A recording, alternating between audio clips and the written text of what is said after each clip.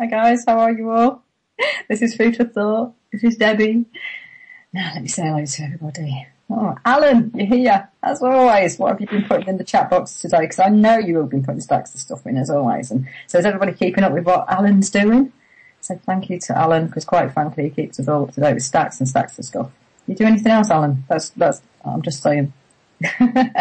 Scottish Sovereign, hello. Hello, Gary. Nice to see you. And, this week I noticed that Gary and Sean were talking about, their voices and who had the best voice. And, I have to say that Scottish Sovereign Gary definitely has a good singing voice. Definitely. If you've not heard, Gary singing, then you're definitely missing out there. So Sean, hello. How are you? How's your voice today? Honey and lemon will help. Right, let's see who else is here.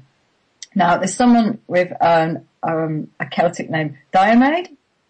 Hello, how are you? I've probably said that completely wrong. Maybe you want to put it phonetically in the box for me.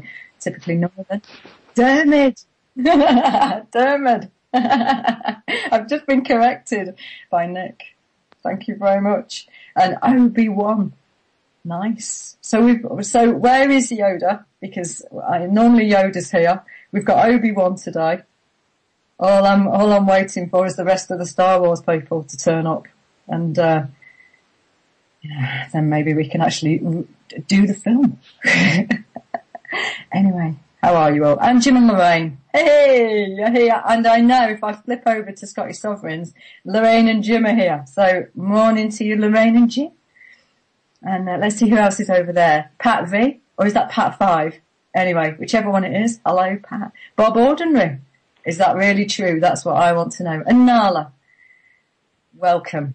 Welcome to you all. Anyway, so I've got a little bit of competition to start with this week, and I'm going to the CAM Expo on the 20th and 21st of October. I have 2 free complimentary passes though for the first person who PMs me to tell me what my favourite smoothie is. So it's in Earl's Court in London on the 20th and 21st, and 2 passes for you. If for the first person who tells me what is my favourite smoothie.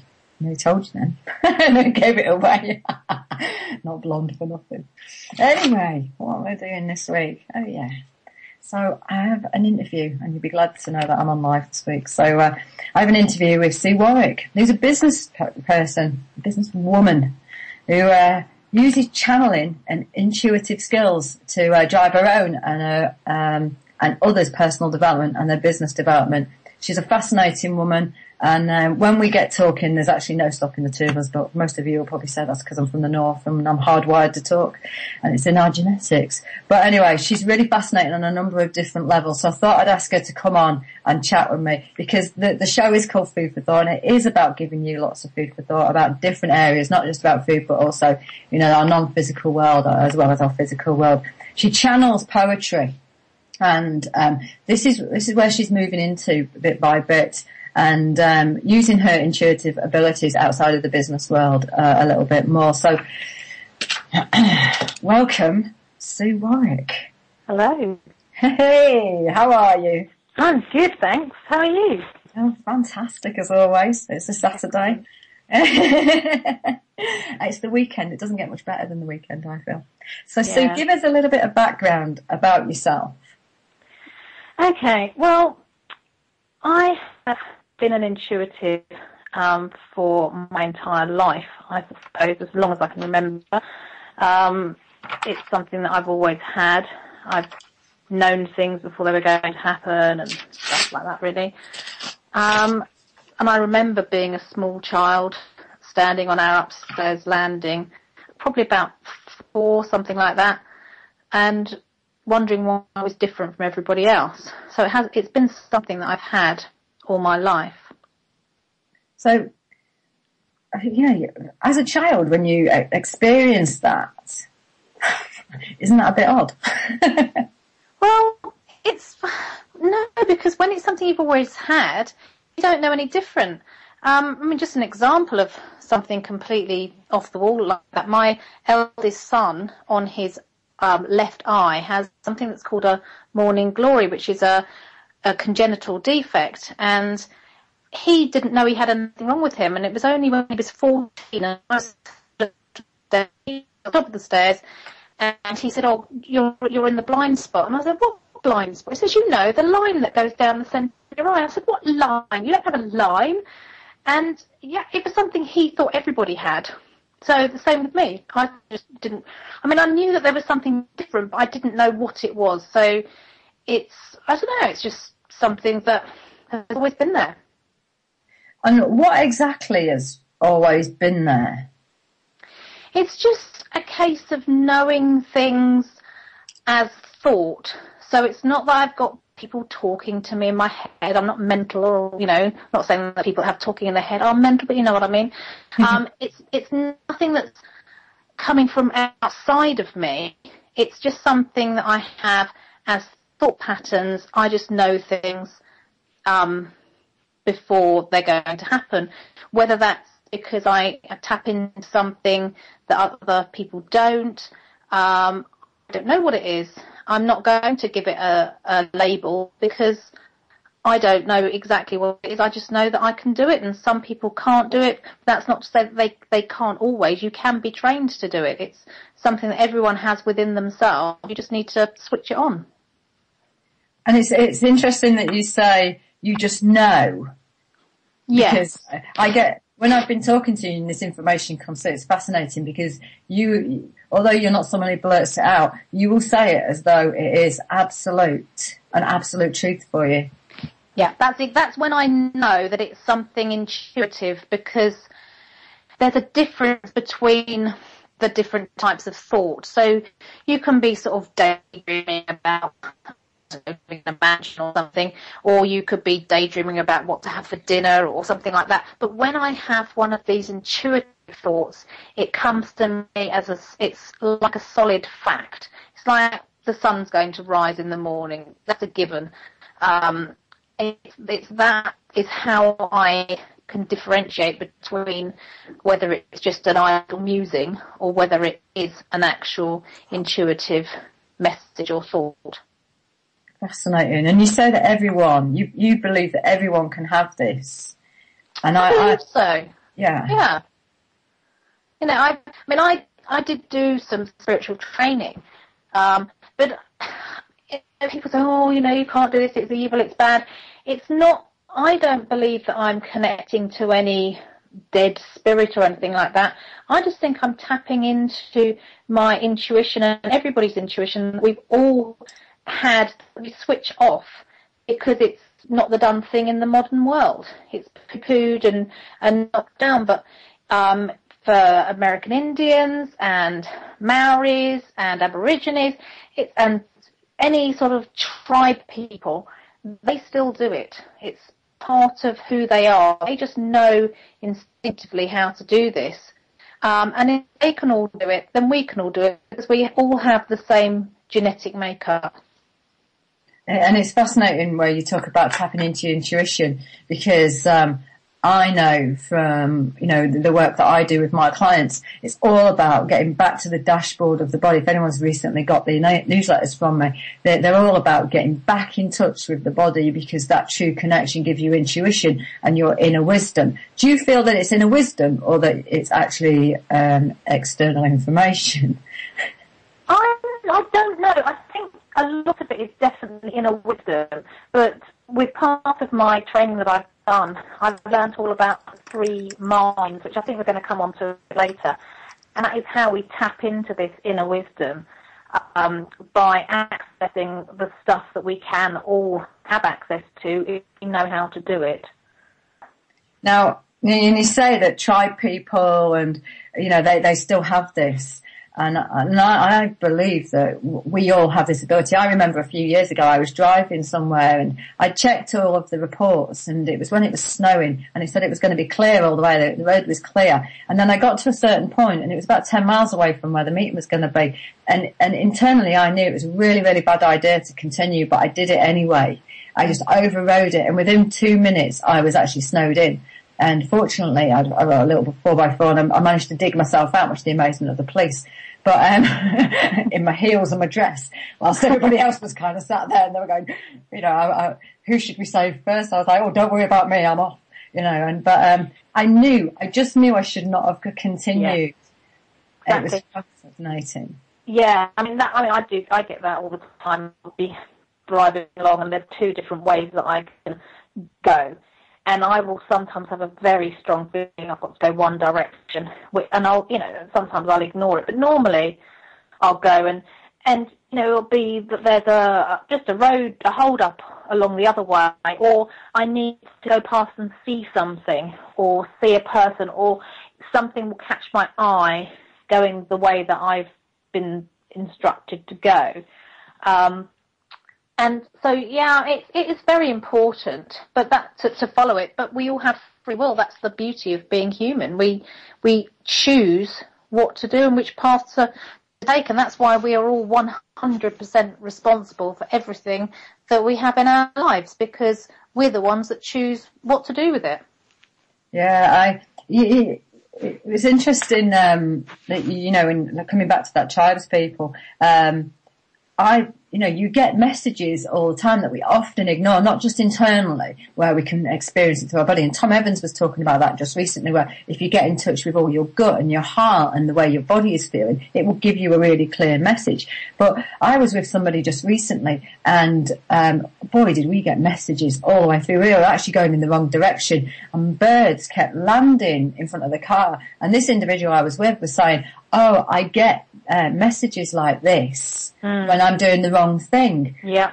And I'd never seen so many magpies actually land in front of the road and almost directing where we should be going. And when we followed them, they took us back to the right place. And we were very lost on this estate.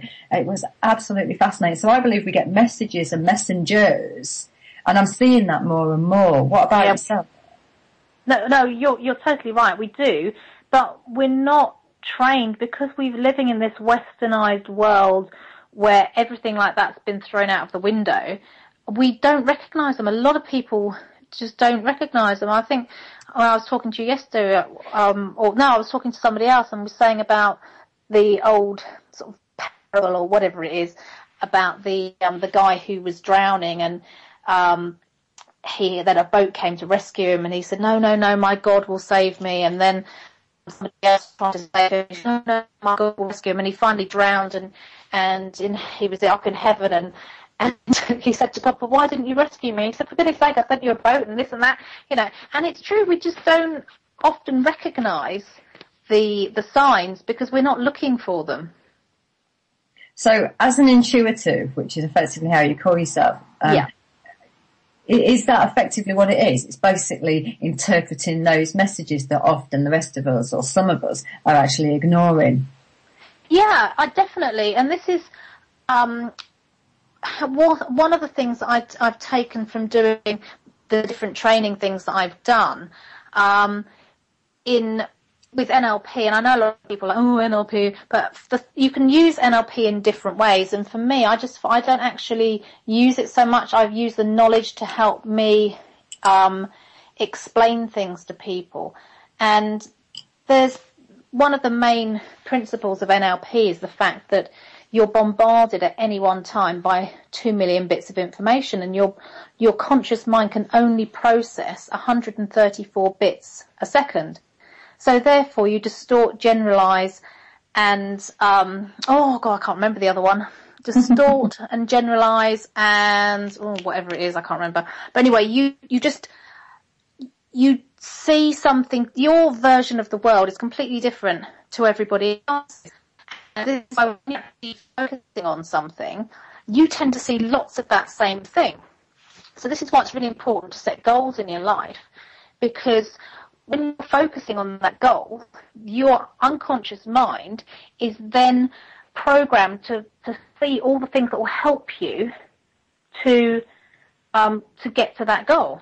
Whereas if you're just wandering aimlessly through life, you will miss half of the things because they'll still be there, but you won't see them. It's like if you buy a new car, then for a few weeks afterwards, all you'll see is that make and model of the car on the road because you're looking out for it. And that's the way the unconscious mind works. It is really fascinating, isn't it? Because once you are, it is about awareness, and I believe, you know, from my perspective, part of that is obviously cellular health, and you know, for me, that's what's created that. The healthier I've got, basically, the better my cells are at receiving and filtering the information. So I bring it back to cellular health, but it doesn't have to be the case. It's almost what you're saying, because actually you were born in with it. Yeah, I was, and it was carried down the female line of my family. I'm not sure about my grandmother. I think she might have been. But my great-grandmother, my mother, and I remember my eldest daughter was about 2, I suppose, and I was doing my crystal therapy training at the time, and I remember going home and asking her where she came from, just out of interest to see what she would say, and she pointed at the ceiling, at the sky, and so for that, I believe at that age she could remember that she was, in essence, a spiritual being having a physical existence on Earth, which is what I believe we're doing. Nobody knows whether that's true or not, but that's what I think. But now, when you ask her where she comes from, she'll just sort of shrug her shoulder and say, I don't know, in that sort of generic way that children seem to speak. But when she was little, she could remember. So, and I find that very fascinating, because children do tend to be a lot more open to spiritual things and what's around them, because they're absorbing everything. And it's only as they get older and things are filtered out by the needs of the society, because it's not something that people generally talk about.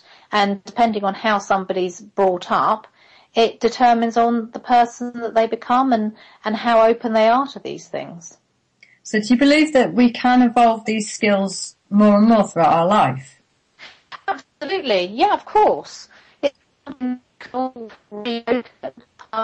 of the things that really helped me was when I did my Reiki first degree training, because that then sort of reattaches you to the cosmos and the universal energy that's all around us, and that was very interesting. And when I did had my Reiki second degree attunement, then that was very powerful. There was a real connection there and a rush of energy, and things have just gone from strength to strength. I mean, I don't have it every single minute of the day, because you can't. You know, I'm a busy businesswoman. I've got staff, I've got clients, I have to really concentrate. So I haven't constantly got this conscious connection, because I'd end up in the funny farm if I was trying to deal with that and do balance sheets and VAT returns all at the same time. It wouldn't be very constructive. So you can switch it on and off.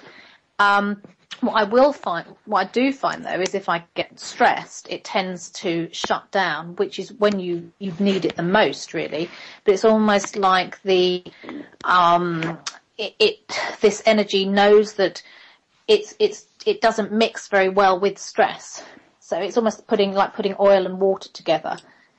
It instinctively shuts it down to protect you away from any other pressure that you just don't need at that moment.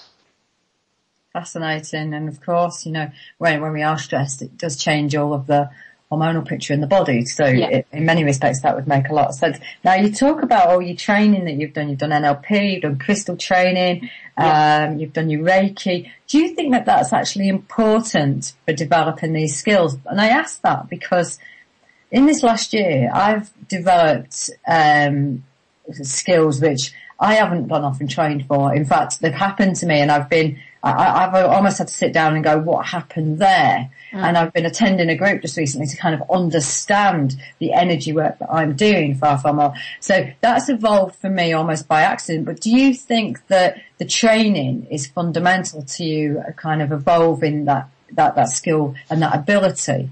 I think for me, yes, because it gave me the direction and the understanding. A lot of people do come upon these things by accident, and it can, just happen like with yourself. I mean, I'm not surprised with you because you work very closely with people and you do heal as well. One of my best friend, who lives in Somerset, she did my Reiki training. She's a Reiki master, and her husband, when she first got together with him and they were doing some Reiki stuff together, and he said, and he didn't get it. Oh, that's all I've been doing years then. But what he'd been doing is, instead of channeling the Reiki universal energy to heal, he'd been using his own life force to heal people. So when you need to be attuned to the Reiki to be able to have that flow through you. Otherwise, you could be using some of your own personal energy in healing people, which really isn't conducive to your own good health. Yeah. And it's interesting, to be honest, because I think that's where I am at the moment, is I have something which I'm trying to manage. So it's a fascinating point. And I do think that I do see a number of therapists in my own practice coming to see me who have depleted themselves significantly due to giving so much. Yes, it's absolutely. And it's quite common. And I think that from on a personal level, if I was going to recommend anything to anybody who was healing, I would say definitely get the Reiki attunement done, because then at least you're not giving of yourself, your own life force. You will be giving of the Reiki energy, the universal energy that is open to every single one of us to use. We just need to open that channel of connection up. And once you've done that, it's always open. It never shuts down again. So whether I'm doing any sort of healing with anybody, or any connection with whether I ask it to or not, it's something that just happens because that connection's been made. So once it's there, and it doesn't matter if you don't do it for years, it's still there. You can just go back and do it. I suppose it's a bit like having your ears pierced. Once they're pierced and done, doesn't matter if you don't wear earrings for 20 years, you've still got that hole there. You can still put an earring back in again. It's that same sort of thing. Now, do you just want to explain what Reiki is for the audience, for those who might not know in the audience? Just give a quick understanding of it. Reiki is using the universal energy that's all around everybody, every single person. And just you as a Reiki practitioner, you channel that energy through yourself, so you become a conduit for that energy to then direct it to where it needs to go. And the beautiful thing about Reiki is it doesn't matter if somebody's twisted their ankle, you don't actually have to physically touch their ankle to fix it. The Reiki energy will go where it's needed, and you can also send it over distance without actually being near the person, and you just set the intent for them to receive that energy. And sometimes, and you can do this with crystal healing as well, distance healing is even more powerful than actually being there with a person, and I find that absolutely fascinating. I've got no idea why. Before people start asking me the question, I don't know why. I just know from experience it is a very powerful thing. It is fascinating, isn't it? Yeah. Right. So I'm having requests, I'll be honest, in the chat box for this week's lottery numbers. So if you do get those at any stage, doesn't work like that. If That's you could Skype them, logical. well, I'll be honest. If you could just Skype them to me, and I promise I will send it out to everybody else. Okay. Just to make sure that she is as accurate as she says she is. I don't ever do the lottery. Interestingly enough. Well, I think you'll find that some of us do. Don't let that stop you from tuning in. And okay. There is a big donate button on the on TNS and on Scottish Sovereigns. So if you do win the lottery, Alan, from the numbers that we give you later, then please, you need to hit that donate button so that Vin can sail off into the sunset on his yacht, probably. Now, Sue recently channeled a poem for me, and as part of what she does, which is called Soul Verse, and it was a highly accurate message I found, and quite profound in many ways, and really did outline my life, which I don't really want to go into. Obviously it's a bit too personal, but it gave me a kick up the proverbial when I got this message. And she asked me whether I wanted to receive it, and I said, yeah, why not, And it was a weekend where I got 3 messages. So we were talking about messengers, and I got 3 messages, one after another, very similar to each other from different sources, which was absolutely fascinating for me. So, and it really did enable me to kind of know that the direction I was going in was absolutely right with something. So, when you do this for people, is this typical of what happens when you give people these poems, that fundamentally it can enable them to change or make a decision and things like that?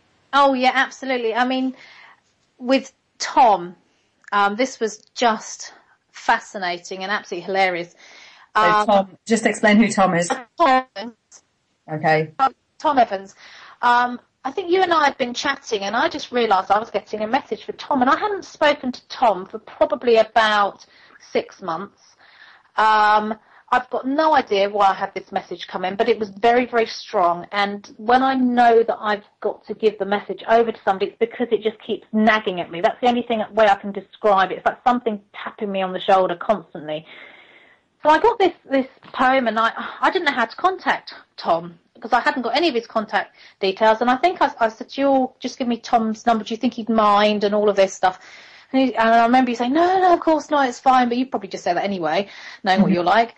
And so anyway, I sent him. He was actually away on holiday. And I sent him a message and said, sort of apologetically, would you mind if I sent this to you, Tom? He's like, no, of course not. And the message that I sent him, this poem, was so strong and vivid to him that while he was away on his holiday, sorry, Tom, he felt inspired to sit down and write a new book. And he was away for 3 weeks, I think, something like, or 2 weeks. And in this time, he wrote a new 10,000 word book and had it published from start to finish, from getting my poem to having it published was 3 weeks. And he's actually given me an acknowledgement book, and it's a fascinating book. It really is. And I just feel very sort of humbled to have been a catalyst in this creation. It's just fantastic. Well, that's pretty amazing, to be honest, isn't it? Let's face it, that you have, something that you've had has been so inspiring, something and so instrumental. Yeah, absolutely. And I still feel very, when I speak to him, I see him quite often now, and I still feel like, almost apologetic for being near him, because I'm very awestruck by Tom. I find he's just an amazing person, and for me to have played this part in something very important to him is it's really amazing and fantastic. And where do you think that came from, that information? Well, I don't know. I mean, Tom said that maybe I channeled it back to myself from the future, and that just completely makes me like go, I can't think of that. It's like wondering what's on the outside of the universe. And then if I'd written it in the future, then would I not then somehow have to write it? Oh, no, I can't think about that. He understands things like that much better than me. I don't know. I get the way it works for me is I think about somebody and I get a picture. Now, this in itself for me is quite strange, because I was always people to have different ways of working that are called their preferred sort of rep systems, as it were. So you're either auditory, which means that you like listening and sort of reading things, or you're kinesthetic, so you see you like feeling things, so you work with your emotions and you like physically feeling, touching things, or you're or doing things, or you're visual, so then you see pictures, you like to work with pictures. Now, and also the other one is auditory digital, where there's a lot of self-talk, so you talk to yourself, you sort of overanalyze things in your head. Now, I was always predominantly auditory and auditory digital, so I did a lot of stuff on the telephone. I was always, I loved reading. I found it very hard to visualize. In order to visualize things, I had to go with an auditory sort of see a word or hear. So if I wanted to see a beach in my head, I'd have to hear the waves and hear the seagulls, and then that way I could work up to having a visual picture. And I remember speaking to one of my clients who's a very top-level mentor. He mentors people in government and things like this. And I was sat in his kitchen and I said to him one day, how do I go from being big picture, being fine detail, because this is the other thing, I was very fine detail, to big picture. And he said, you don't, your brain's not wired that way. And I thought, oh, okay. I just didn't think anything of it. The other thing, how my brain worked, is I'm what's called a mismatcher. So I'm one of these people who a lot of people would call bloody-minded, that if you say, oh, well, you can't do that, you think, who's telling me I can't do that? Of course I can do that, and just go off and do it. But I didn't consciously make this decision that I was going to change how my brain worked. I didn't think it was possible. But over the next sort of 6 months, my brain, I could almost feel it rewiring itself. It was really bizarre. And so now I have gone from being auditory digital to auditory digital and auditory to predominantly visual and kinesthetic. And I've also gone from fine detail to big picture, which is very, very profound, which means that I can plan things a lot more easily. But I also see pictures, which for me was very difficult before. And so this has been a major change and a driving force in where I am now in my life for writing poetry, because I get these messages as pictures in my mind that I then convert to words. And the word is,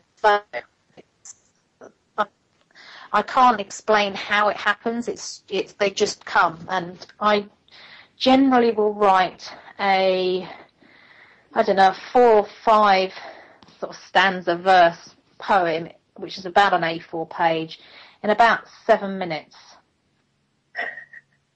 And the interesting thing is, though, and I was talking to Tom Evans myself, he was saying that book literally came to him in very much the same way and as quickly. Obviously, 10,000 words isn't going to come in 7 minutes, but it literally just came through him, and that's how he kind of expresses it. It came through him to become what he actually produced. And This absolutely fascinates me, to be honest, because I'm is that not just getting in the zone? Yeah, I think a lot of it is. The one thing I would say about my poetry is that once I've written it, if I don't actually go back and read it a few times, I couldn't for the life of you tell you what it said. Really, really couldn't. I can see the pictures, but I can't. When I go to read it, I think, oh, that's good, but it's almost like somebody else has written it. I don't remember them at all. Fascinating. So that's where I'm wondering, where does this come from? Is it really from me? And I also, when people say, oh, that's amazing, I think, well, is it as easy as putting the kettle on and making a cup of tea? And it's not that I don't appreciate the fact that I can do it. It's because it's so natural. It's just a part of me and who I am. And I remember doing my English O-level, which shows how old I am, and having to write poems then, and I would just sit there and write them. And the other members of the class were sat there with a blank piece of paper in front of them and scratching their heads and chewing their pencils, and I'd done and had it done. It was like, here you go, finished, can I go now? And it's always been that way. It's just this ability that I've always had that. And I do try and appreciate it, because I realise that not everybody can do it, but it doesn't feel like it's anything amazing. Because I remember yesterday you said that you've been writing poetry in this way. You started at 14. Yeah. And you've had a lot of things happen to you over the years in that sort of way, haven't you? Yeah. Do you want to? Yeah, I mean, I think a lot of people do start doing things in their sort of their early teens, because that's when, you are at your most creative. All your sort of hormones and growing uppy stuff's going on, isn't it? So you're in a period of change. So a lot of people do tend to do things like that, and then as you get older, think that sort of things tend to get pushed aside sometimes, because you've got to get on with life, sort of thing. It doesn't seem as important, but I don't think you actually lose it. It's something that is always there, but a lot of people just don't choose to go back and visit it. And lots of people will poo-poo what you're saying, in all honesty. It's like the astrology stuff when I had Kelly Rosano on just recently.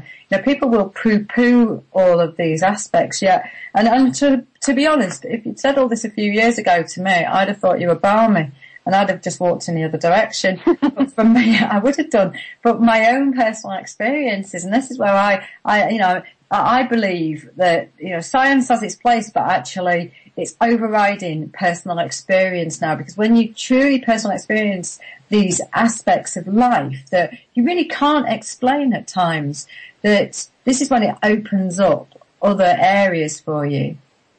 Yeah, that's true. And I think one of the things I was thinking this morning, I was thinking about speaking to you today, and what I find, especially with the poetry, is when I write something for somebody, it's almost like writing a metaphor for them. And at different periods of their life, that poem will mean different things. And if somebody else reads it, it'll mean different things to them, because everybody's had different experiences in their life, which colours everything. So if you read anything or look at anything, you look at a picture or, read a book, everybody's going to get something different out of that, and they'll get different things out of it throughout their life. So when I write these poems for people, it's something that I mean for them to take throughout the whole of their life. And that's the beauty of our language, is the fact that you can read things in different ways. You can put different inflections on the words for them to mean different things. That's why when you send an email to somebody, you've got to be really careful what you're saying, because depending on the mood of the recipient, they could be completely offended by something you meant in a completely different way. But because there's no tone and inflection in that impersonal email, then you can be totally misconstrued. And this is the thing with the poetry, it's how it's read, and the message that it contains inside is what it's all about. This is why I write to give a message to people, but I put it in such a way that, I suppose I do because I'm the one that's writing it, but it comes to be in such a way that it will go through their life with them, and it's meant to be something forever. Interesting. So it's a metaphor for living, effectively. Yeah, absolutely. And people will have different poems. My best friend, every year for her birthday, for the past, I don't know how many years, I've always written her a poem for her birthday.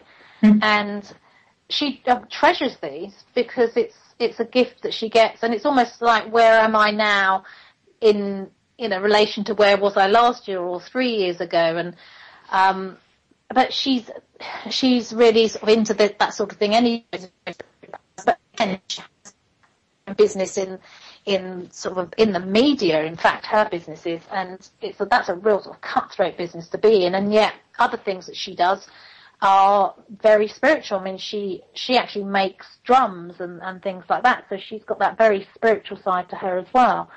But she loves these poems.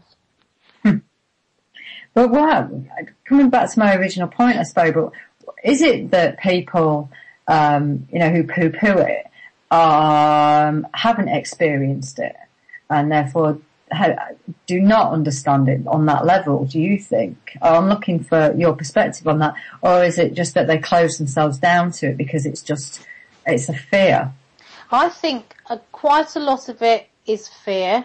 Some people I know are very, very intuitive, but it scares them so much that they block it out with drink. Other people, they will just purport, because if it is true, then that will mean that everything that they've held to be true so far in their lives has got to fall apart, or not everything, but a lot of it.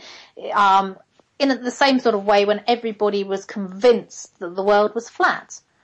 Now, obviously, we know that's not true, but they were convinced, and when it was proved that it wasn't so, they had to really adjust their whole, what their life was based on, and how they thought about things. And I think a lot of people may think that if they accept that these things are true, then that's going to mean other things that they've held to be true are no longer so. So that could be one of the reasons. But I think another reason could be fear, because it means that they might have to actually get off their backsides and do something, because that's what they are here to do, and they don't particularly want to do that because they're very comfortable in their 9-to-5 drudgery existence, because that's what they've done for the last 30 years. Yeah, I don't think most people do realise that there's anything outside of that at times. Exactly. I think quite sadly people are funneled through at times and don't realise there's other aspects of life that they could actually live. Now, how important do you feel the non-physical world is, which is what I'm going to refer to it as, to our physical world and directing what we do? Just out of curiosity. I think it's very important, because if we can tap into that, we can have the answers for lots of things. Like with meditation, if you've got a question you need to answer, or a specific problem that you've got to deal with, and think, I've got to do this. How the hell am I going to get myself out of this one? If you, how I put it is, offer it up to the universe to deal with, and say, right, I'm not thinking about that problem now. I can't think about it. And let go of that problem. Then quite often, or more often than not, you will get the answer come to you. Usually when you're not thinking about it, so if you're driving, for example, or if you're in the shower, or that sort of time, that answer will come to you. So the non-physical world is very important, because it's what surrounds us. It's what holds all of us together in the world, and it's how you can tap in to get answers for things that you wouldn't be able to get otherwise. I mean, where do light bulb moment ideas come from? They've got to come from outside of people. Where did the idea for creating the wheel come from, or computers, or anything? Where did those ideas come from? Because they hadn't been thought of before. And these whole new radical ideas, they've got to have come from somewhere, and that's where they come from, as far as I believe, anyway. So, in effect, are we dreaming our reality forward? Well, we could well be. When I was reading Tom's latest book, This We Know, something occurred to me, which I thought this could be quite an interesting avenue to explore. In the book, he actually writes about the fact that at any one time, 2 billion people are asleep. So that got me to sort of pondering, and I think, I'm wondering, those people that are asleep, are they perhaps in effect dreaming the reality for the rest of us, in almost like being the behind-the-scenes computer programming of the holodeck in Star Trek or something like that? Who knows? We just don't, do we? But that could be a possibility, and it's something that I think, as we move forward in time, a lot more people are interested in the spiritual realm. It's almost like we're going full circle from where we were when all we did was rely on our instincts and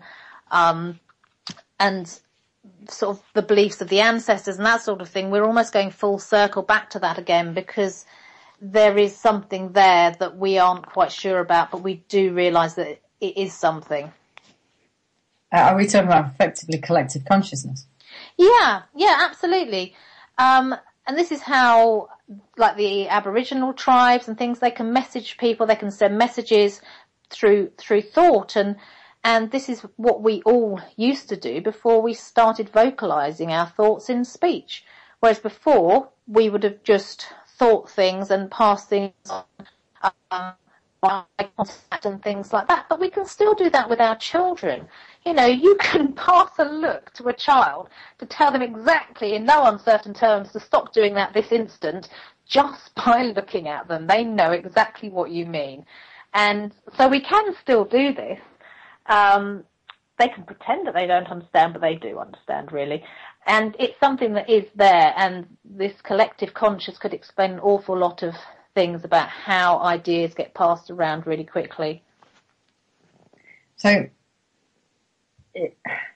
it's just such an interesting thought, isn't it, that everything we think is constantly creating either ahead of ourselves or around us at that particular moment. So, you know, when Mike Dooley, for instance, talks about thoughts become things and become physical entities. Yeah, Mike Dooley is one of my heroes.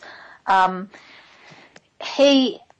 things that he talks about are absolutely amazing. The fact that you can create whatever you want by thinking about it, really, and focusing on it.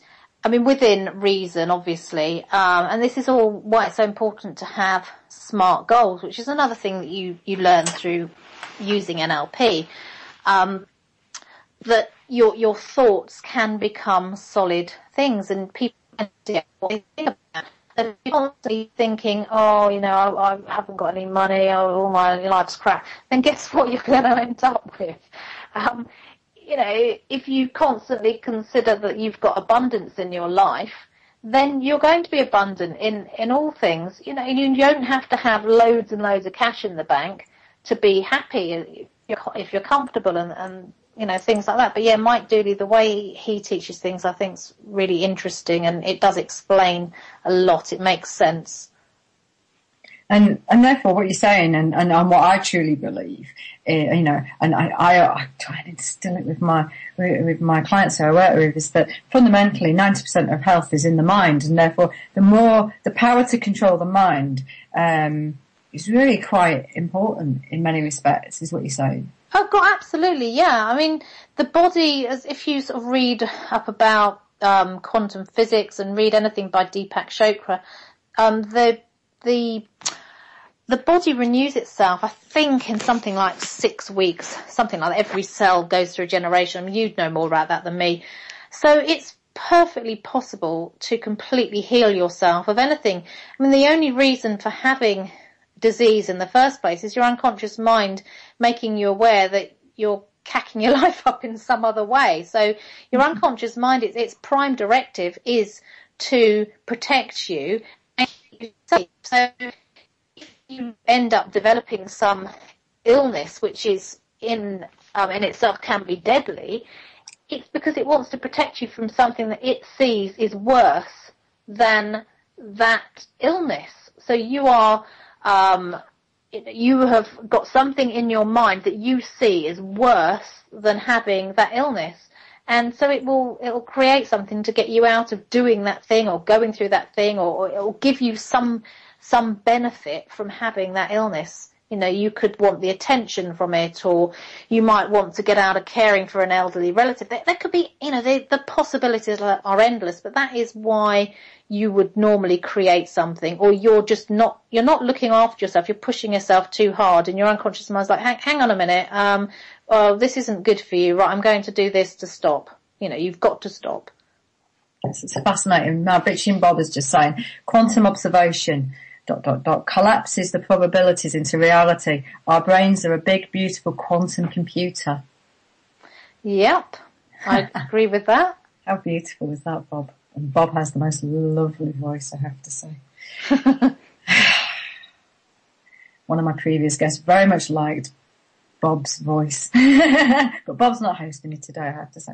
Anyway, so is this where, so things like meditation are absolutely fundamental, and you know, I remember, and I say this over and over again on the show, you know, my naturopath used to tell me to meditate, and I used to say, Jean, I don't have time to breathe, never mind meditate. And fundamentally, when I actually discovered meditation and truly got into that zone, it changed? Oh, absolutely. It's a way of regenerating your body. It's a way of connecting to your higher self. It is very, very important, and none of us do it as much as we should. I think I was mentioning yesterday the book by Lynn McTaggart, The Intention Experiment. It's done studies the fact that you can, with group meditation, reduce the crime in certain areas. I mean, how powerful is that? But yeah, with meditation, it calms your whole body. It reduces your stress levels, which can only be good.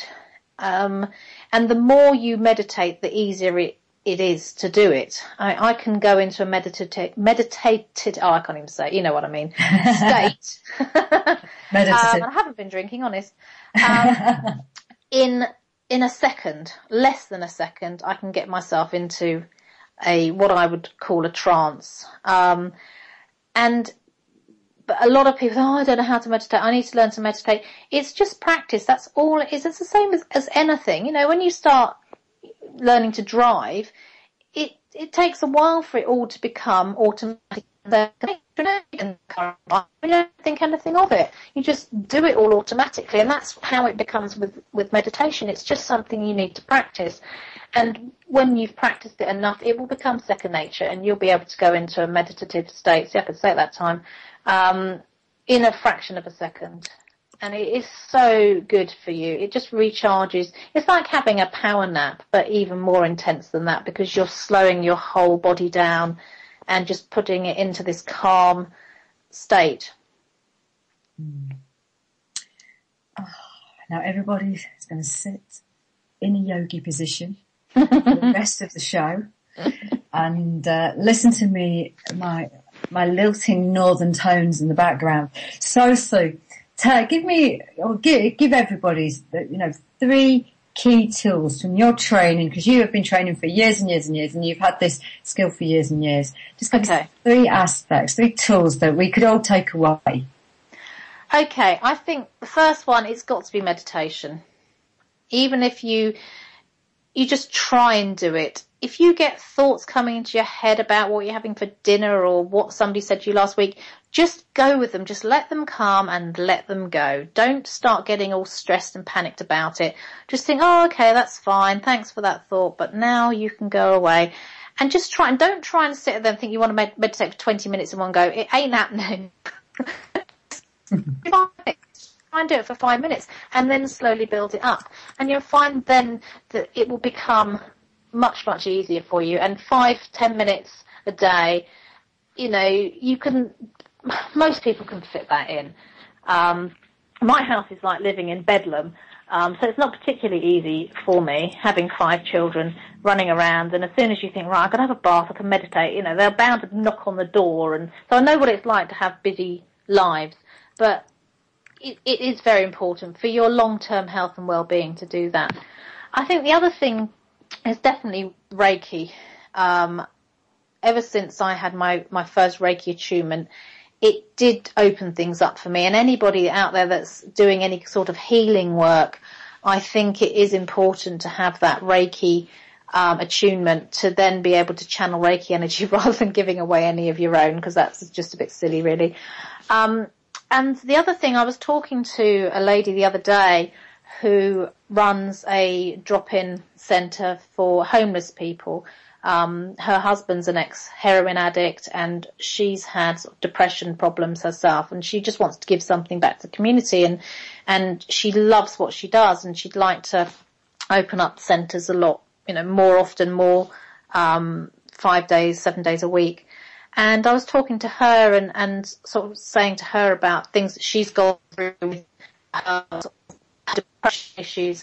And I said, one thing you can try is going into Hakala, or peripheral vision. So if you just stare at a spot on the wall and concentrate on that spot, when you're in peripheral vision, it's impossible to have a negative thought. So this is especially helpful for people who do suffer from depression, and also people that are trying to sleep and can't get to sleep because they've got when you're trying to get to sleep and you've got all these awful thoughts going around in your head and they won't stop and you can't control them, then you end up feeling tired and the next day, which makes getting through the day difficult, you can actually go into peripheral vision with your eyes closed, because you can look at an imaginary spot. And that's very, very good for slowing the mind. And it's also a good idea with meditation. If you're finding it difficult to meditate, you can do it with your eyes open in peripheral vision and just look at a spot on the wall, and that will instantly get you into a more calm state. So I think those probably are the three things I've found, are fundamental, really. Fantastic. So, Sue, how do we contact you? How do the audience contact you if they want some information channeled or a poem written? Okay, well, at the moment, I am having my website done. This is all in early stages, really. It's sort of a book published by the end of November. That's my goal, to have it done.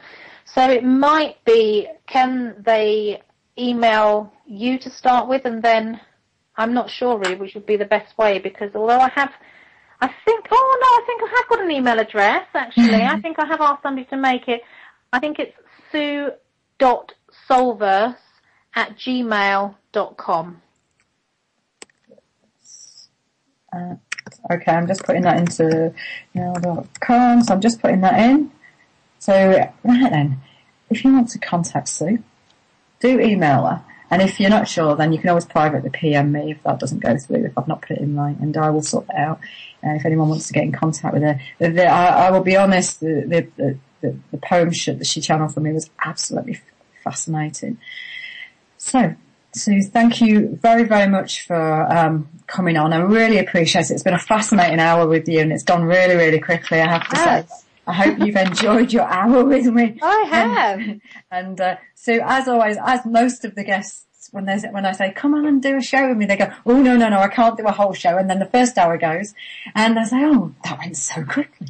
So, thank you so, so much. It's been fantastic. And we're going to have some music in a minute. But first of all, I'm just going to quickly go through the chat box. So Bitchin' Bob is talking about juggling and about getting into the zone. And I think it's a really interesting point that you talk about artists, when I know years ago when you talk to artists, he used to be an art teacher, and those people really could almost channel the work and would get into that zone, and literally it would just flow. And, this is where I would refer to it as flow. So I'm wondering whether it's a different perspective on things. But, Bitchin' Bob's, going mad in the chat box there as always. Bitchin'. Yeah, you're rocking today, Bitchin'. And Scottish Sovereign, indeed, maybe we should stop paying our TV licenses, but that's a whole different subject matter. And for all those people who wrote about that individual, Mr. Saville, for all those years saying it was happening, quite frankly, it's all coming true.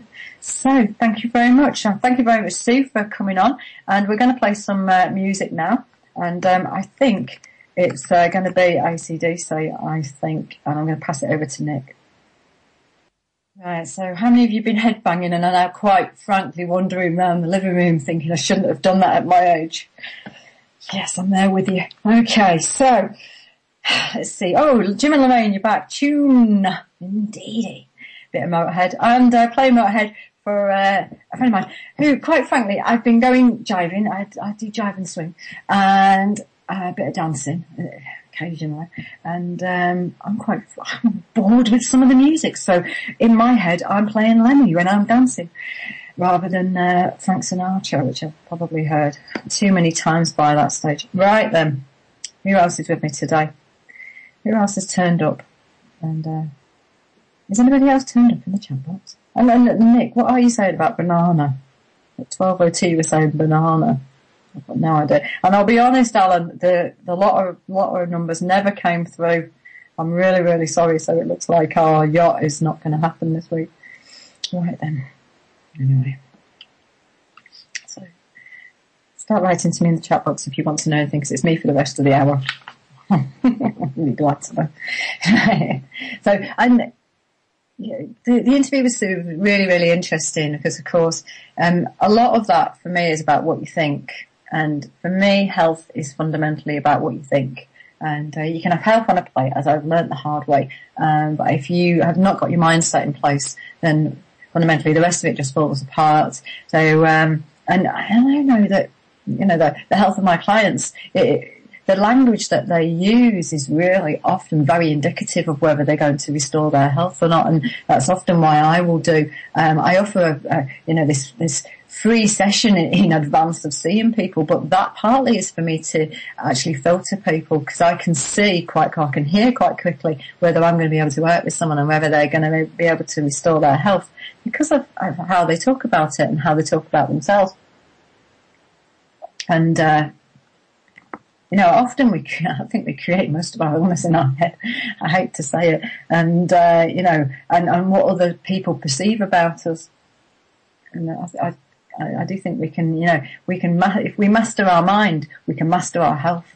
And, it is for me the connector of our body. And, your mind connects. When your mind connects, boy, will you know about it.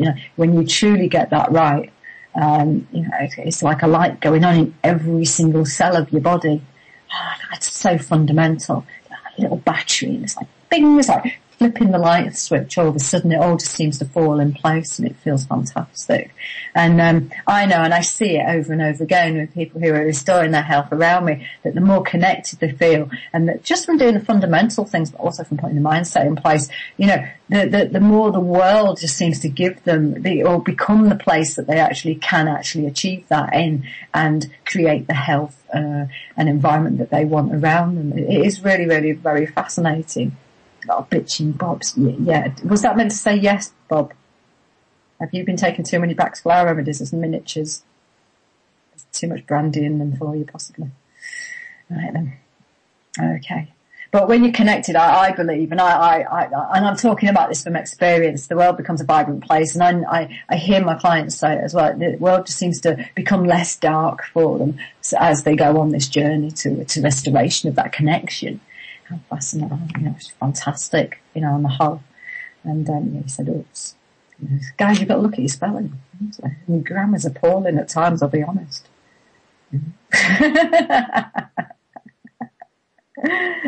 And bitching, you're absolutely right. We've just forgotten. You are so, so true. I truly believe we've forgotten this inner wisdom. And, and mostly my clientele is female, so I will always refer mostly to women, because I truly believe we have an inner wisdom about our health, and we are meant to be imparting it to others, but we're meant to live it, truly live it and connect. And, bitching saying, you have to take time out to remember. You have, and one of Sue's points was that, meditation and bitching was talking about juggling. It gets in the zone, and it will take you to this place. It connects you. It allows you to think. It allows you to think outside of all that busy stuff and all the bombardment that we constantly have. And the other stuff that people want us to be thinking all the time, because of all the different messages they give in so many different ways, the symbols, the music, the programming through the television, if you're watching TV, the pictures that surround us the whole time, and then the language of other people, which is dominated often by what they're reading in the mass media and things. All of this just constantly bombards us and influences us. And yet when we come back and connect to ourselves, and that's what, Sue was talking about the Tom Evans book, and that's effectively what it's talking about. It's talking about the reconnection with our true wisdom and our true inner self. You don't need anything. You don't need all this other stuff as far as I'm concerned. And I recently saw a client, that's great for business, to be honest, when someone turns up and I just said, you do not need me. They spoke to me, I said, you do not need me. You have everything you need inside of you. You just need to believe that it's all it's about for you. You just need to believe in yourself and what you're telling yourself.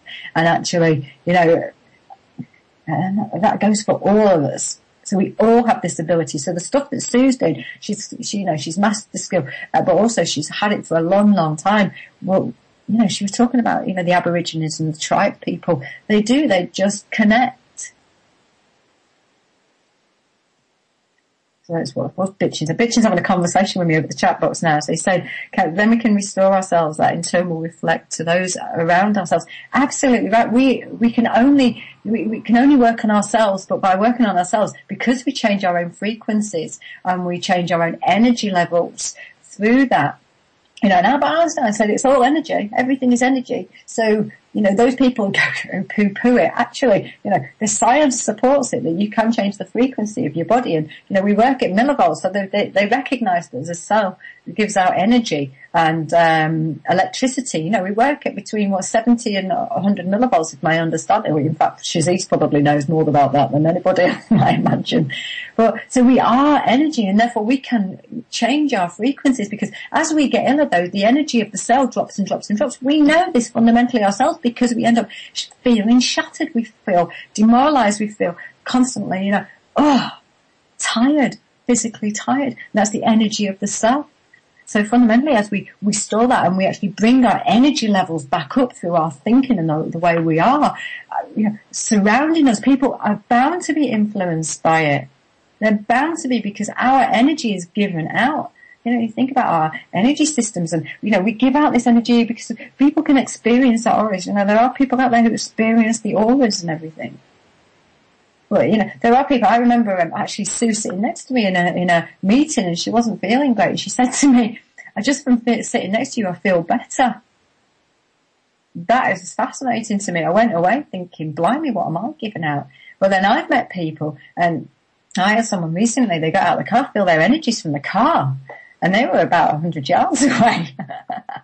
And I was in a meeting just recently, and this lady sat next to me, and I started yawning. I was shattered from sitting next to her. And then as we were all introducing each other, she actually said, I don't feel very well. I almost was like, I already know that you are draining my energy.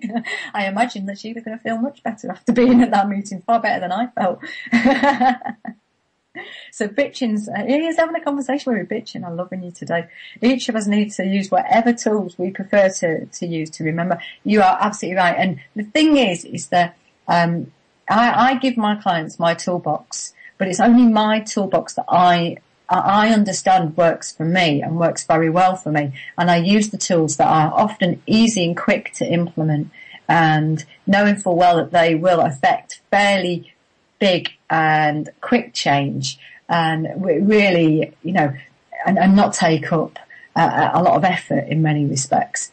And then as people kind of go on this journey with me bit by bit, that I will introduce them to other things. But my aim is that they truly get in touch with themselves, and they will question whether the advice that I'm giving them or the guidance is right, because once they know that, they really, can pick and choose who and what they take from. And then it may not be me, and I absolutely accept that.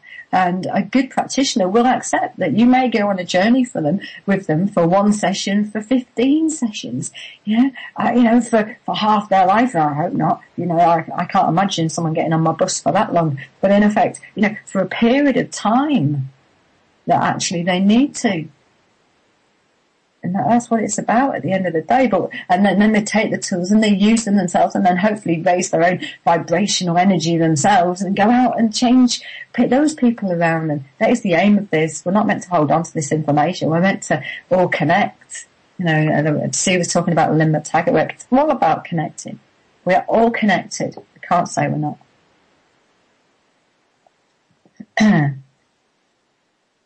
So I'm waiting for bitching to say something else, or I can't believe not said something else. I was expecting to have a conversation again with him. Anyway, but the great thing about this is, natural health isn't rocket science. You don't need to be a rocket scientist to understand it. And purposefully, everything's being compartmentalized, as many of us know, so that you have to go off and do this degree or that degree to truly understand it. And then, they break down nutrients now more and more and more, so that you have to, people will only refer to them in that way. Actually, it's about the collective. It's not about the individual in many, many respects, but the compartmentalization of this information, so that we don't see outside of it, that we don't see the bigger picture. But fundamentally, they've made it so that you almost have to be very scientific. You have to go through this whole funneling system, and it obviously then restricts you. It becomes a straitjacket in so many ways, and you do end up looking at it in the way that they want you to look at, as with any educational course. But fundamentally, remain open. And that's about not handing your power away to someone else, understanding that your power is truly within you. You know, you don't need a degree. It just needs you to want to change and to want to actually be curious and to experience it on your own level through your own body. You know, Tom Evans, he really said, in that interview I did a few weeks ago, you know, he was saying, look, bring it back to the body. Experience it within the body, and they will give you the indication, you know, dis-ease. It gives you that feeling throughout your body when you are making the wrong decisions or not quite making the right decisions that are not going to make you fundamentally happy or give you the best health or the best mindset and things like that. Oh, Bitchin, loving you today. He says, I agree so much with what you were saying. It's powerful, man. Are you married, Bitchin?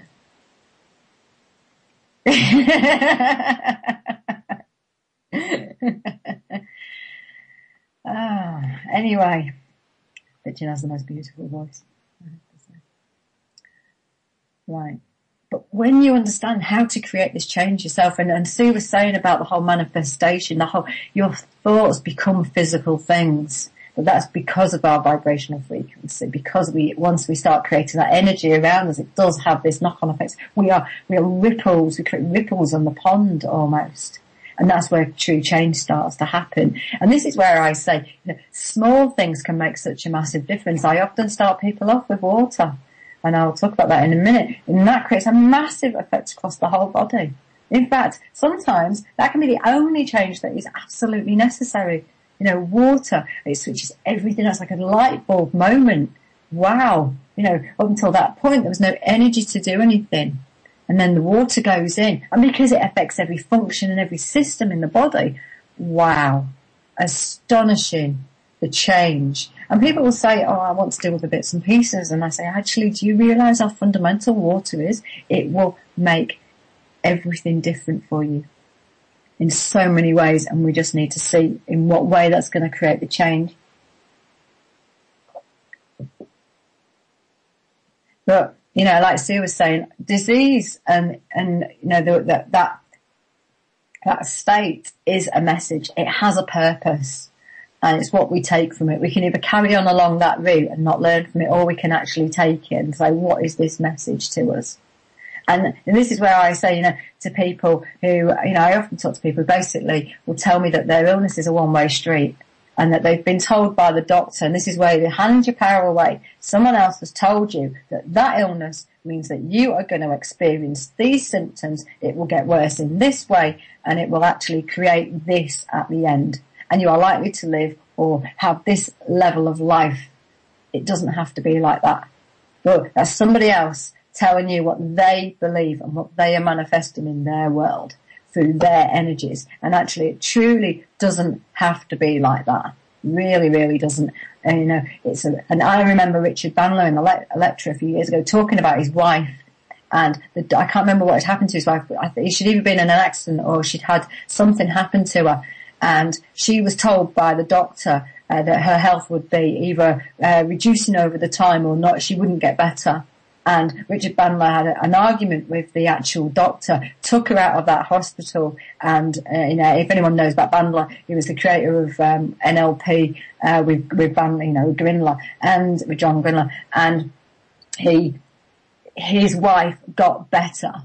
And he took his wife back to the hospital to show the doctor what had happened, because it was such a one-way street. And this is the thing. You know, do not take on somebody else's paradigm. And this is where science, because they look at it in one way, they have one answer when they're doing research. What is the answer we're looking for? So they set a question, and that sets intention behind that piece of research to find out that it might not be what you want. And therefore it's always bringing it back to yourself. It may not be the one-way street. You know, and I truly believe that if the body has the energy to heal itself and bring itself back into balance, then it will do, as long as you put the right things in place. It's what you eat, drink, and think. Totally. Because that triumvirate will basically create such a massive change for yourself. It's a true journey of change. You know, when you show someone that it doesn't have to be the way we are told. It's fascinating, this, or, you know, when someone tells you something But that's their belief system. It's not yours, and it doesn't have to be. So when people come and see me, I will always say to them, if someone says, can you heal me? I will say, it's not me. It's nothing to do with me. It's all about whether your body has the ability to do it. And let's see what we can put in to enable it to actually make those changes. And Nick, water is the best solution. Water is really fascinating because we are predominantly water beings. We are flowing. And I do talks on water all of the time. And, I don't half bang on about water. I will constantly go on about water. And it's because we're 70% of the stuff, 70 to 75%. If we are hydrating ourselves, our brains are 85%. Our muscle tissue is 99%. That's massive. Oh, that's massive. I make myself laugh there.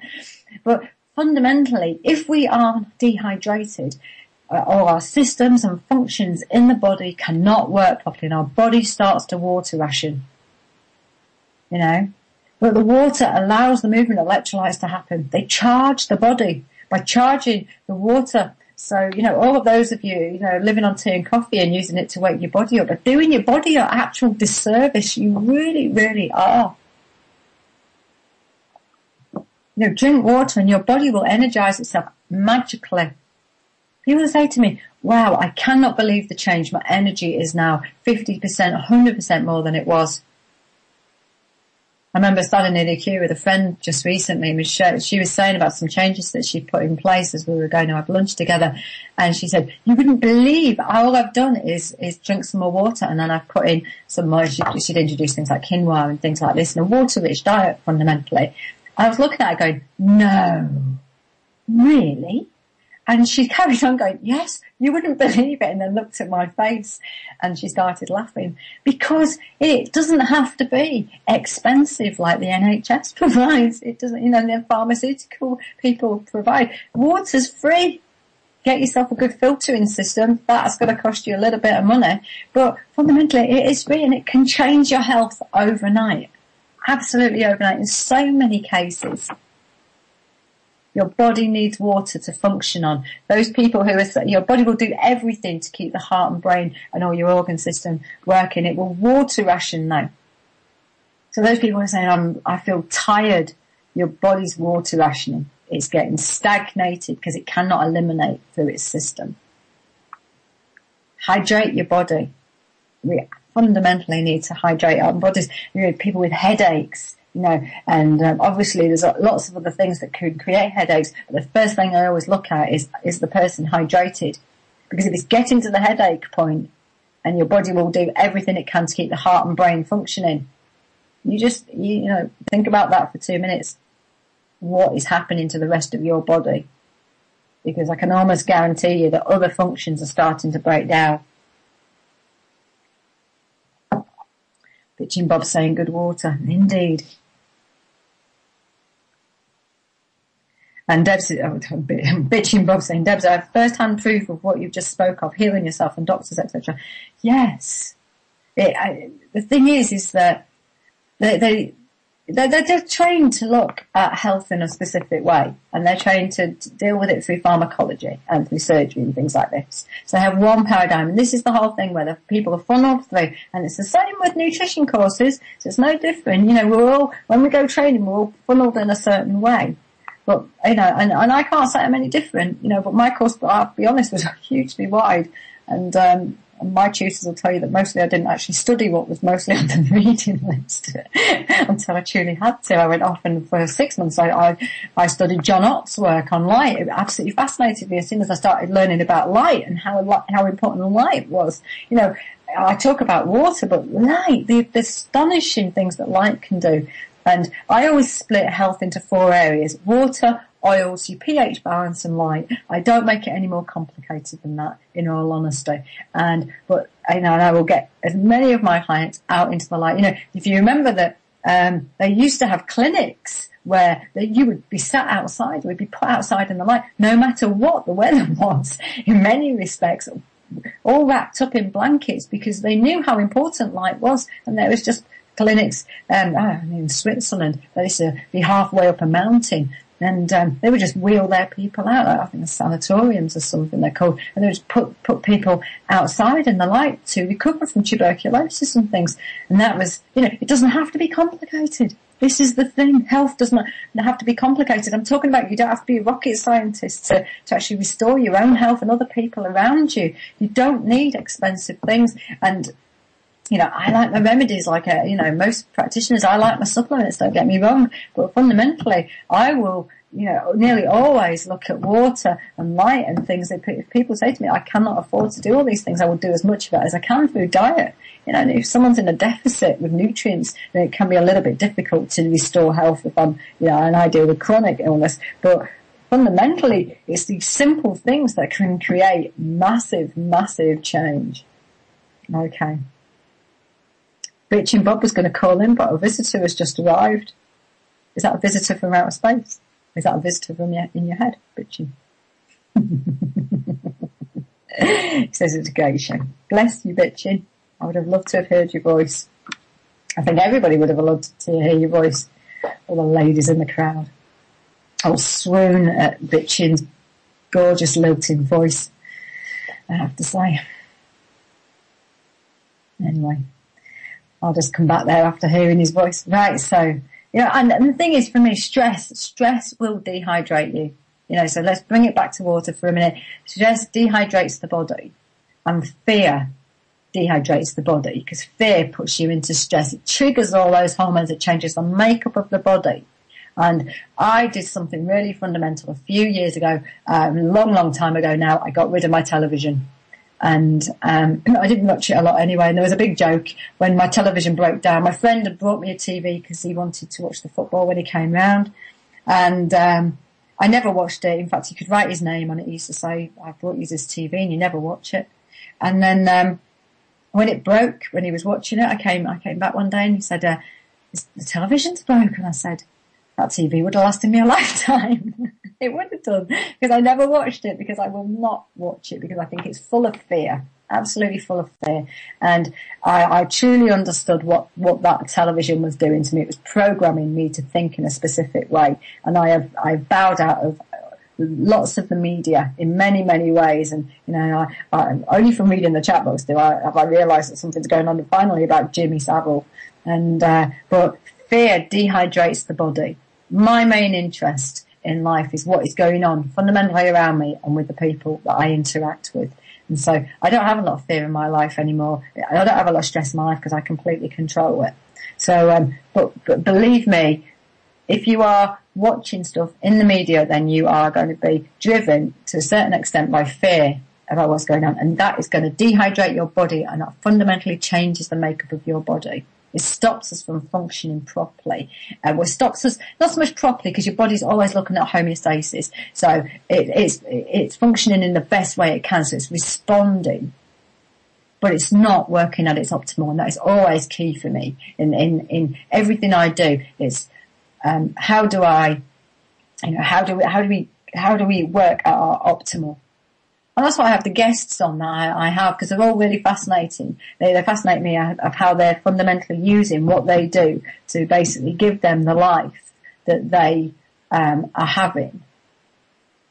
But fear stops us from thinking straight. When we start to get more and more dehydrated, it basically changes the makeup of us at a cellular level. It affects our thinking. If I bring you back to 85% of our brain should be water, it's going to stop us from connecting properly. And that inevitably stops us from thinking properly. And stops us truly from being ourselves.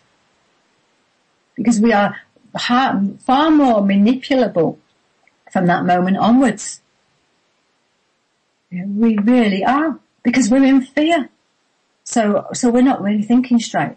We think we're being chased by a saber-toothed tiger. Actually, we've just watched what's been going on television, ironically enough.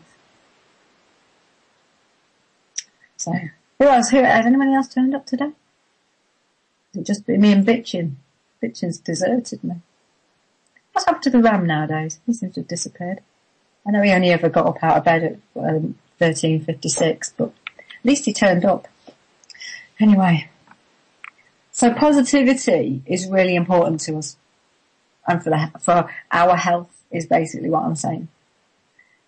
And, you know, and for those of you who've got a cholesterol picture, just as an aside, you know, look at your stress and hydration levels. And I can and do turn cholesterol issues around with my clients within a couple of weeks often. And we can change their results really, really quickly. And often much to the doctor's amazement. Not to mine, but to the doctor's amazement. And but apparently you can only do that with statins. You know, those little pills, which are the equivalent of Skittles. But that's absolutely rubbish. Just look at your caffeine intake and, you know, the water intake. Hydrate yourselves. Get back to, you know, to me with your cholesterol reading. If you've got a high cholesterol, have a look at those things. Your caffeine, your hydration levels and your stress levels, and start to manage them. Now, one of them, Sue was talking about meditation. Connect with yourself. Calm that body down. Look at the things that are causing you stress and actually see whether they're truly that important in your life, in all honesty, stressing over. Because mostly we stress over stuff that never actually happens. Never actually comes true.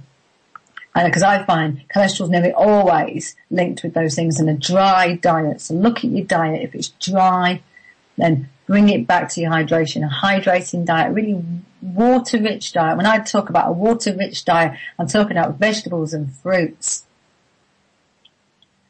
Those lovely things. Looking at about 5 to 9 portions a day in your diet. Indeed. And that, you know, those things help you connect. They provide you with the electrolytes. They provide you with all the mineral picture that you fundamentally need at cellular level. They make that cellular membrane beautiful. Wow. Can you imagine the connection you'll make? If you want to make it, that's the thing. If you don't want to go on this journey, then, you know, stay where you are. Because when you do fundamentally go on this journey, the connections you make and are able to make are just profound. And, you know, other things that stop us from connecting, you know, I was talking about statins and medications, and one of them, foods are another. You know, the wrong type of foods just block your energy and reduce your energy bit by stagnating you. The other things we've got going on, as well as fear, just to throw that in again, you know, we've got all these EMFs now. I was talking to the guy from the smart meters as one aspect of it, but, you know, we're surrounded by Wi-Fi nowadays, and, you know, everything is energy. We are frequencies. It's inevitably going to actually interfere with our frequencies. And then we've got the chemicals. All of these things dehydrate you because they're all putting you under a level of stress. And that's this continual stress as well. So, you know, I'm really interested in what is constantly triggering a stress response in the body. Things like power lines will do that. If you're sleeping and you're sleeping with your back to electricity points with your head, but, you know, then you've got lamps by the side of you. You know, the electricity that comes off them is massive. It's a lot. We do not realise it. We think we switch them off, and actually it's not affecting us. And often when I clear everything out of people's bedrooms, if they're saying I'm really struggling to sleep, I will say I want you to clear everything out, everything electrical out of the bedroom. I don't want anything on standby and things like that. And they will say I've had a better night's sleep. And the other thing, when people are talking to me about sleeping issues, when they start meditating, and I had somebody write to me just recently and say, just from doing meditation on those 2 evenings that I meditated, I had the best sleep that I'd had for a long, long time. Now, they said, as a caveat, I don't know if this is connected. And that's fascinating, because obviously that individual at this point isn't truly connected to their body, because you would know that if you are doing something and it is having that knock-on effect, that that's actually what is having that knock-on effect. It's really quite sad in some respects. Right then. Hey, OJ, you're here. Hurrah. Afternoon indeed. And Janice Johannes. Hello indeed. Oh, I love all the smiley faces. And does that one have a problem with its eye? I'm not sure. Is it winking? Okay. Just didn't have mode to slow down and type. You're here now anyway. Okay. So Nick's saying, agree, Debs, feel a lot better for keeping the mobile in the next room as much as possible. Yeah, I was talking to someone a while back, and I couldn't stop my face actually from almost having this look of horror on it, because there's an app on the iPhones which monitors sleeping patterns, which means you have to keep it under your pillow. Now, when this individual told me this, I almost, my whole sharp intake of breath and my face, the first thing they said was, I'll remove it from my pillow. I was like, okay, yeah. And because it is totally, when you imagine we all know that phones are giving off the electrical frequencies and whatever else they're giving off, if they're switched in. And if they're connecting all the time in that way, then surely they're giving off radiation. And that is directly to the head. That is not good. That is just not good news at all. And when you think about these things, those sorts of apps, I think, are probably aimed at, people who aren't sleeping, but also, these apps are very, very cheap, so they're accessible by children. And you've got kids with mobile phones, and is it the World Health Organization that say that children under 14 or under 12 shouldn't have, mobile phones, or they should be, really rationed with them. So children have got these under their pillows, potentially. I dread to think about the knock-on effects on that in the long term, because it can't be positive. So who else is here? Duck Dodgers. Hi, kids. Hey, Duck, you're here. Lovely. Okay, OJ been for a while. I know you're probably lurking in the background, you guys. How many of you are lurking in the background and aren't signed in? Come and sign in and say hello to us all. We're all lovely here. We all like to know.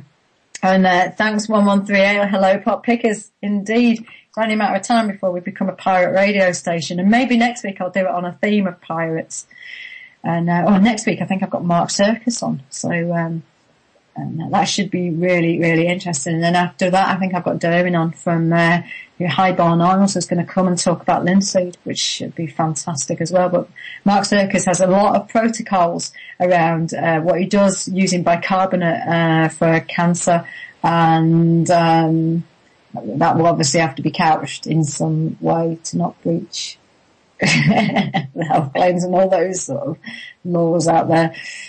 And what else does he use? Magnesium. So next week is going to be absolutely fascinating with Mark. I'm very, very excited about having him on the show. And as someone that I read a lot and I use his protocols a lot in what I do, I really, really do. And he has some fantastic research. So and his books are all available online. Unfortunately, he does put them on in HTML, so effectively you have to read them online, which is a bit annoying, if I'm honest.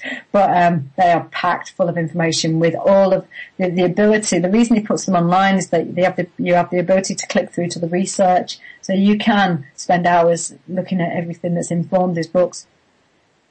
So let's see, what else you're saying to Nick? Used to have a mobile inside pocket of trousers and got rash on my leg.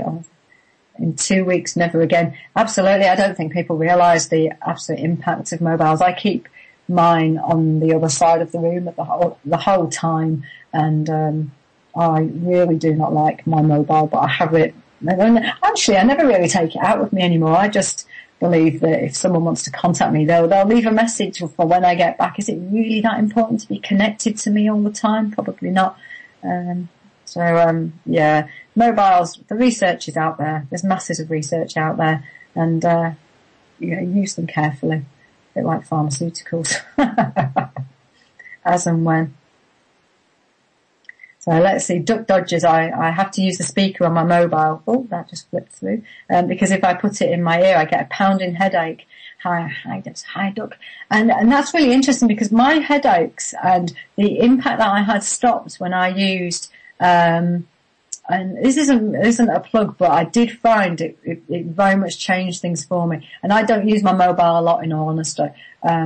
But when I had, I don't know, it's a card from Swiss Harmony. Now I had Neil and Richard on not so long ago because of the products. They use radionics, and they've got a frequency through things which harmonizes, and they put that into my phone, and that has made it so my phone feels very, very different to use, I will be honest. And I really can't explain why. I don't understand why it's changed, but it has changed the way it feels. But yeah, you need to just keep it away from your head. I agree with you, Duck. Put it onto speakerphone. Jim and Lorraine are saying about bicarb in maple syrup. I actually use bicarb every day. I put it into coconut oil, and so Viridian coconut oil. I mix it in and then use it as toothpaste. And I use bicarb just normally with some Himalayan sea salt for my teeth. I use that every day, and of course that means I end up swallowing stuff. But I'm not, I don't really have maple syrup if I'm honest, but definitely a bit of bicarb each day. I can't see how it would harm you at all. In fact, it's only beneficial, and Mark Serkis's work shows that. And lots of people now are using it in protocols where they have got cancer. And if you listen to Keith Hearn's interview that I did a while back, he talks about the use of bicarb and how he was using it in his journey to cancer. And he's actually got a new website up, which is Journey Through Cancer. And that actually it's really interesting following him at the moment and where he's going with it all at the moment. So, Jim and Lorraine, dry pressed organic flax oil and cottage cheese. You're talking about Joanna Budwig there. And I don't use the cottage cheese, but definitely use flaxseed oil. And I can't remember his second name because I know him as Derwin, from High Barn Oils, who's the farmer there. He grows flax. Well, he actually doesn't grow flax, he grows linseed. Flax is much taller and is turned into fibre. And he's coming on to talk all about linseed and all the benefits of it. I love linseed. I actually use flax tea and will put a lot of my clients on flax tea straight away because that introduces the oils and water picture. Wow, it can create major, major changes. I've seen some astonishing results with just doing that because some clients are so chronically ill for me that just putting that in alone can make, it blows me away sometimes what my clients achieve with some of the advice. But yeah, flaxseed oil, fantastic. There, so thanks, 1138. Is that 1138 or is that 1138?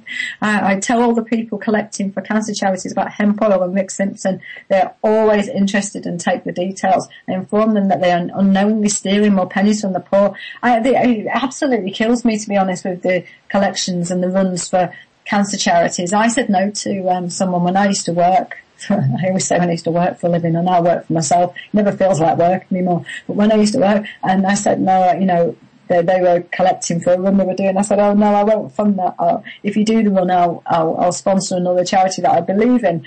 And he got into this conversation with me, and I was trying to explain to him that fundamentally the money goes to the pharmaceutical companies, who are some of the richest companies in the world, developing products to keep you ill. And he didn't really believe me. Each to their own. But yeah, hemp oil is an amazing product as well. And this is the thing, you don't need all these remedies often. You don't need really complicated things. We are surrounded by everything that will actually give us really, really good quality health. If you've got skin conditions, try hemp oil on it. And that's treating it from the outside in. I always believe treat everything from the inside out. Add hemp oil. Always add your oils. If you've not been doing oils before, add them really gently to your diet bit by bit by bit, because the cell membrane is oil rich. It's got these protein channels through it. It's oil rich, and by putting in water and then putting in oils, you are fundamentally changing your cellular health, and that can create massive, massive change. So believe me that you will experience a change, and it may be too much. So just remember to put these things in and test and see. So build everything up slowly but surely, so you don't overload yourself. So OJ, cold pressed, always cold pressed. Never heat your oils up, and then they'll benefit you from the inside out. And Doug's talking about you can get a wave buster of getoutofdebtfree.org. Don't get yourself in debt, because then we end up having to do what we're told. It's the easiest way of people controlling you through debt. And Jim and Lorraine are saying, yep, cold pressed. Indeed. Far, far better. Let's see. Duck's saying, what is that? Carbo nut. Add some chocolate and you've got a Bounty bar. So what he's saying, basically coconut oil and chocolate will create a Bounty bar. You know what? I've not thought about it like that. I might actually go and create that. I do like my chocolate smoothie every day. And I do occasionally put some coconut in it. It probably would be a Bounty bar. And I'm vegan, so I wouldn't eat a Bounty bar, but that is quite a nice thing. I might make one of those in a bit. So it's 118. Exactly. Right then. Anything else going to go on the chat box? Right. Anyway, we are, you know, just to come back to where I was, we're surrounded by all these things that constantly cause us stress, constantly dehydrate us, and constantly put our bodies into this stress response. You know, and all these things that we're talking about are really beneficial, but fundamentally if we are living in this environment where we're surrounded by all these things, we're constantly stressed, so we always have to think about how to reduce our stress levels and make sure we're hydrated first and foremost.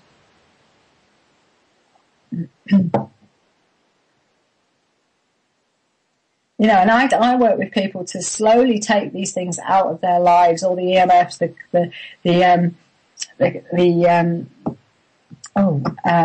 chemicals, the foods, all those aspects of things, bit by bit. And some find it too difficult to do. You know, in all honesty, it is difficult in this world now when you know, if you are used to a certain style of life, and I come along and, you know, you decide to change it, but fundamentally it's too big a change, then, you know, there are people who just think, oh, it's too hard. And, you know, just carry on, or we'll do the bits and pieces that they choose to do. And that's everybody's choice. You know, what Sue was saying, it's all about free will. We all have a choice in this world about how to live our lives. And Nick's saying body and stress cannot self-repair. And you're absolutely right. You've been listening to my shows and I'm impressed. I'm going to set a quiz later. And the thing is that if you read Bruce Lipton's work, he will say your body is either in defense or it's in rebuild. And it can't be in both at the same time. And it can't be doing one if it's doing the other. So if you are stressed, you are in constant defense mode. And that changes our hormonal makeup to basically put us in that defensive mode because we think we're going to be, we think something's going to constantly happen to us. Or we're waiting for something to happen. Being chased by that saber-toothed tiger, we're busy running through jungle trying to escape it. And then, so that's the response. But whilst it's basically in a defense mode, it eats up your nutrients. It doesn't replace them because it changes all your digestive system to actually it doesn't digest in the same way. So this is where we end up often putting on weight round our middles and things like this, or we end up with diarrhea or constipation because our bodies cannot absorb as they did do. So it changes all the way our body digests and metabolizes food. Because it's too busy thinking, I've got to get out of this situation. So it's defending itself all of the time. This is where some people will say, I just don't feel like I absorb anything because I'm so stressed all the time. And they probably aren't. They're probably absolutely right. It switches all the stomach mechanisms off in that way. It's still working, but it's working in a different way. The body will carry on working. It will do its fundamental best to continue and constantly keep you alive. It's all your cells want to do, to keep you alive, and it will do everything it can to keep you alive. But actually, if you are stressed, it's keeping you in, it's just basically treating your body in that way. So yes, it will eat up your nutrients and your body will end up in a deficit. It changes all the pH balance. You become far more acidic when you're constantly stressed. It's only often, you talk about when we go off on leave, so you've had a really stressful job or a stressful time, and then you go on holiday, and all of a sudden the cold and flu happens. You don't enjoy your holiday because you're absolutely shattered, because your body has, adrenaline changes the immunity. It pushes it down because it needs you to keep running and keep running and keep running. It creates endurance. All the cortisol creates endurance for you to keep going and keep going and keep going.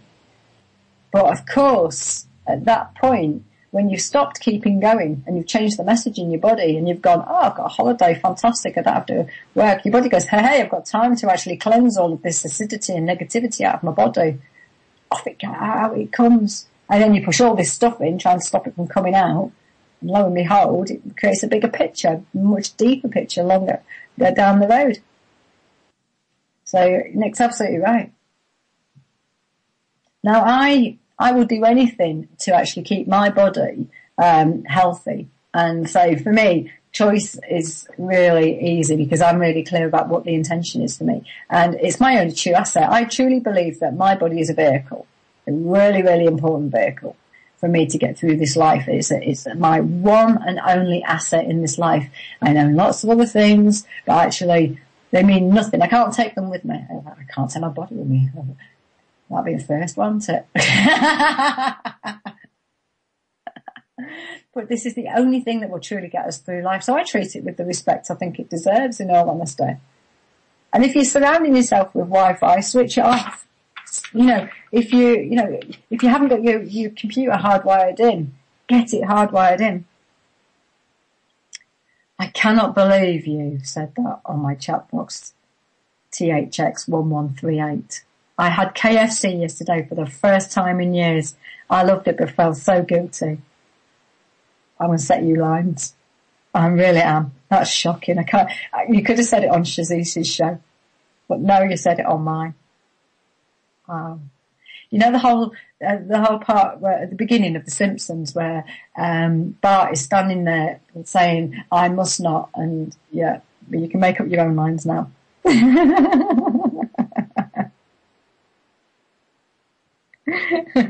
And KFC, apparently, the recipe is secret. Yeah, you know why it's secret. They don't want you to know of half the things that are in that are probably creating your cholesterol levels. And Nick said, if I had a takeaway now, would be seriously ill. Yeah, and this is the thing with me. I find the same thing, Nick, that I haven't had. I live a very cleansed lifestyle, and if I have anything that's outside of that, I really don't feel very well in the slightest. And Dodgers is saying, Deb's body is a vehicle, probably a Ferrari. You know how to cheat a girl, baby. And my coat you've turned up, silicone, nice. You're absolutely right. There probably is silicone in it. And THX1138, don't hate me, in capital letters. I don't hate anybody. It's a passion that I don't want to experience. So I don't hate you. But I imagine that your stomach meridian's been knocked out of balance, your digestive system's really struggling today, and, well, your skin's probably, taking a bit of a hit, and very possibly liver. If you listen to my show on liver, you might want to so that you can support it via things like milk thistle and stuff like that. So, there you go. And guess who's in the house? Would that be Shazise? Now, last week, Shazise declared war on me. I was a bit shocked, as you can imagine. Why did Shazise declare war on me? Declared war because somebody played a song that that Shazise didn't approve of. And, I was shocked because, we're all about peace. My message is peace. So Shazise, I hope you forgive us. Because we only love Shazise, don't we? Let's face it, Shazise is the modern day Tesla. And if, go and have a look at his videos, quite frankly, if you've got an opportunity to go and have a look on the videos and around his workshop, how this guy's not recreating the Philadelphia experiment, I don't know. And I'm never going to declare war. I'm never going to do that sort of thing to Shazise because, quite frankly, I know that Shazise is highly likely to recreate the Philadelphia experiment and turn up in my living room. And I hope it isn't in pieces. But anyway, let's see. But he's a modern day Tesla, and he's up next. Creating some, creating ripples and energies of his own. Blimey, doesn't even bear thinking about. Anyway, so let's see what else is going on. And he's saying, I am gearing up to create a ruckus of epic proportions. Brace for impact. Oh God. Oh God. Apparently it's not 12, I was 12 volts. It's a bit more than that. Right. So, and he's saying, don't blame, I've never had KFC in my life. Mahatma Coat, that's good. What have you had though? And Duck saying, can't find the chicken. I'm not being funny, Duck, but that's quite disturbing that a duck is eating chicken. And, look at what happened with CJD. Right. So, I've never taken orders from Colonel Sanders. And let's see what else. And Shazisi saying, I love you, Dad. No more war.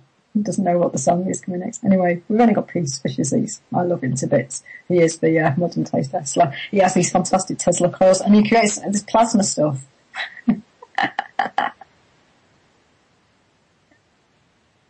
Oh, fantastic. So, let's see what else. Peace and love from Shazis. And happy birthday, Shazis. Everyone's saying happy birthday to you. How old are you, Shazis? Are you going to give that away? And Mahatma Coat saying lots of drugs. That's not what's meant to happen. So, I'm coming to the end now.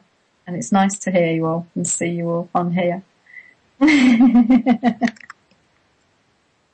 And I'm going to be handing over to Shazis. Gosh knows. What's he covering today? Have we any idea? I haven't got any idea. Anyway, so I hope you've enjoyed the show today.